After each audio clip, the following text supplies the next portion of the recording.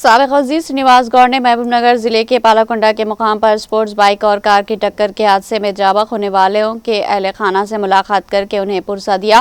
حادثے میں زخمی ہونے والوں سے بات چیت کر کے ان کی حوصلہ افزائی کی اور متاثرین کو بہتر طبی خدمات فراہم کرنے کے لیے ڈاکٹرز کو ہدایت دی۔ انہوں نے ضروری اقدامات کرنے کی پولیس حکام سے درخواست کی تاکہ آئندہ اس طرح کے حادثات پیش نہ آئیں۔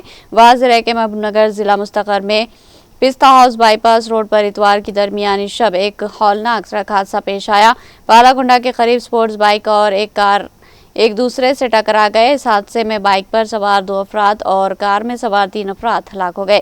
بتایا جا رہا ہے کہ ایک خاندان شادی کی تقریب میں شرکت کے بعد واپس جا رہا تھا کہ یہ حادثہ پیش آیا۔ کار میں جاں بحق ہونے والوں کی شناخت 30 سالہ غوثیہ، 18 ماہ کا عامر اور حذیفہ کے طور پر ہوئی۔ اس حادثے میں ایک اور خاتون بھی شدید زخمی ہوئی جس کی حالت تشویشناک بتائی گئی۔